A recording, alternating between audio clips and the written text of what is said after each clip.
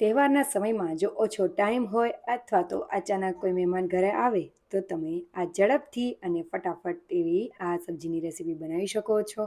ખૂબ જ સ્વાદિષ્ટ બનીને તૈયાર થઈ જાય છે. તો વિડીયોને એન્ડ સુધી જોતા રહેજો. તમારું સ્વાગત છે મારી ચેનલમાં અને આપ સૌને મારા જય શ્રી કૃષ્ણ. તો ચાલો શરૂ કરીએ આજની આ રેસીપી. તો સૌથી પહેલાં આપણે ટમેટા, મરચાં, ડુંગળી એ બધું લઈ લેશું અને થોડી પ્રિપેરેશન કરી લેશું જેથી કરીને આ શાક જે છે તે ઝડપથી બનીને તૈયાર થઈ જાય. અહીંયા મેં આ રીતે ડુંગળી લીધેલી છે, 3 નંગ જેટલી ડુંગળી લીધેલી છે અને 3 નંગ જેટલા ટમેટાને લીધેલા છે. અને ડુંગળીને આ રીતે કટ કરી લેશું. સૌથી પહેલાં આખી ડુંગળી રાખીશું કારણ કે આપણે તેને ખમણવાની છે. ઇન કેસ જો તમારે ચોપરમાં ચોપ કરવી હોય તો પણ કરી શકો, અથવા તો તમે મિક્સરમાં એડ કરીને પેસ્ટ પણ કરી શકાય અને હાથની મદદથી બારીક એવી કટ પણ કરી શકાય છે. તો હવે આ રીતે મેં 3 ડુંગળી લીધેલી છે, તમે જોઈ શકો છો આ સાઇઝની લીધેલી છે. તો તેને આપણે છીલી લેશું અને તેને ધોઈને મેં લીધેલી છે. હવે આપણે તેને ખમણી લેશું. તો તેને તમે નાની કે મોટી ખમણીની મદદથી ખમણીને તૈયાર કરી શકો છો. આ રીતે કરવાથી તે ફટાફટ ચડી પણ જાય છે અને આપણું કામ સરળ પણ થઈ જાય છે. અને ડુંગળી એક એવી વસ્તુ છે કે જે કોઈ પણ વ્યક્તિને રડાવી શકે છે. તો આ રીતે આપણે ડુંગળીને કરી લેશું. હવે ડુંગળી થઈ ગઈ છે તો આપણે ટમેટાને લઈ લેશું. તો મેં 3 નંગ જેટલા ટમેટા લીધેલા છે. ડુંગળી જેટલી ક્વોન્ટિટીમાં આપણે લેવાના છે.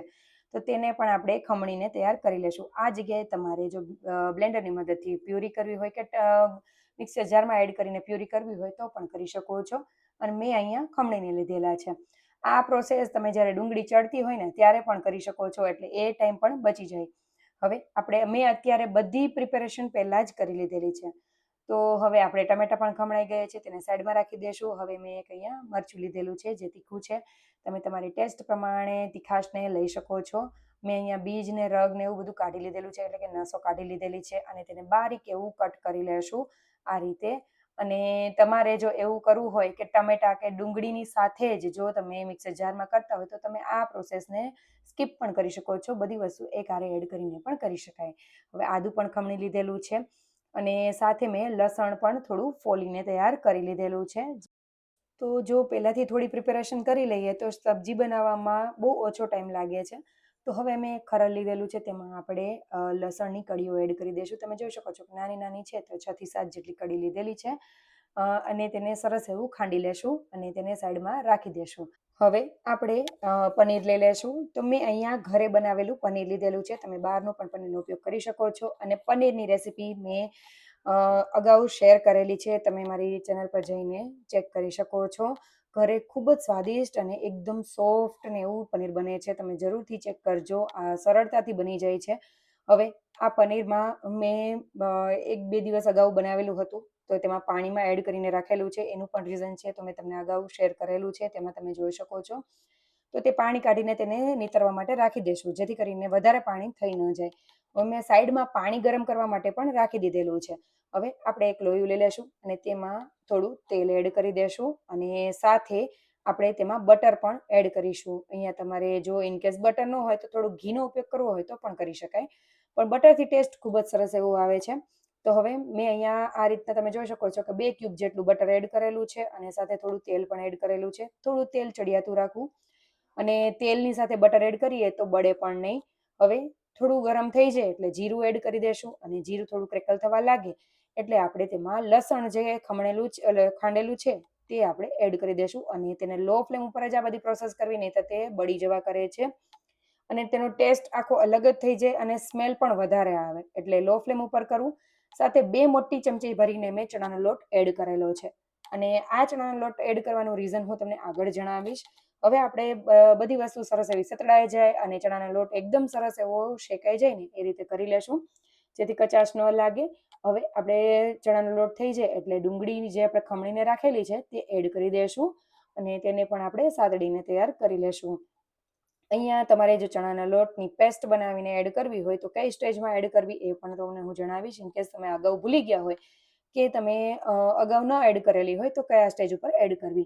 હવે ડુંગળી જે છે તે સરસ એવી સતળાઈ જાય તો સાઈડમાંથી તમારે તેલ છૂટું પડવા લાગશે તો ત્યારે આપણે મરચાં અને આદું એડ કરીશું. આ સ્ટેજ ઉપર આ રીતે મરચાં અને આદું એડ કરીએ ને તેનો ટેસ્ટ ખૂબ જ સરસ એવો આવતો હોય છે. જરૂરથી એક વખત ટ્રાય કરજો.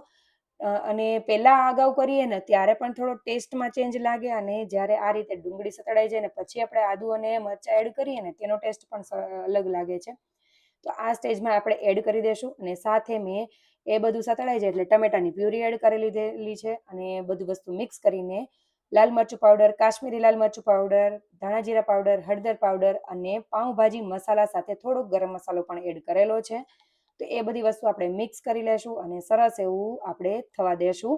અને બધા મસાલા અત્યારે એડ કરી દઈએ ને એટલે શું થાય કે તે સરસ એવા ચડી પણ જાય અને સરસ એવો કલર પણ આવે.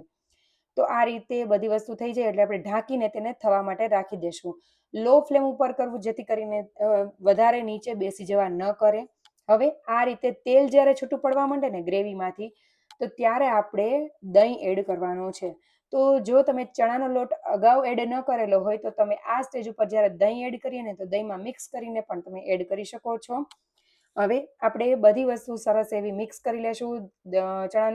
દહીં એડ કરેલું છે એટલે સરસ એવું હલાવવું, જ્યાં સુધી તેલ છૂટું ન પડે ત્યાં સુધી કન્ટિન્યુઅસલી હળવા હાથે હલાવી લેવું.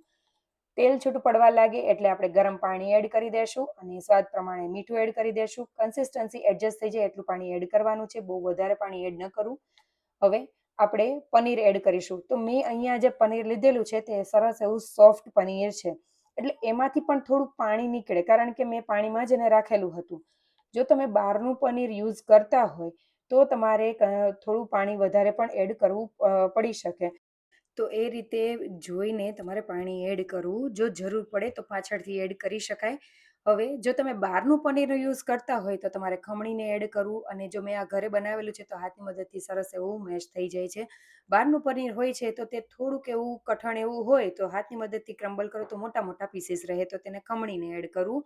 હવે મેં અહીંયા બધી વસ્તુ હલાવી લીધેલી છે, સરસ એવી મિક્સ થઈ જાય થોડી વાર ચડવા દઈ, પછી મેં લાસ્ટમાં કસૂરી મેથી એડ કરેલી છે અને તેને સરસ એવું હલાવીને તૈયાર કરેલું છે. ઢાંકીને મેં ચડવા દીધેલું હતું. ત્યારબાદ ઢાંકણ ખોલીને મેં હલાવીને ફરીથી તેને ઢાંકીને ચડવા દીધેલું હતું. જ્યાં સુધી આ રીતની કન્સિસ્ટન્સી ન થાય, એકદમ લચકા જેવું તેલ છૂટું ન પડી જાય ત્યાં સુધી કરતું રહેવું, જેથી કરીને આપણું શાક બહુ જ સરસ એવું તૈયાર થશે.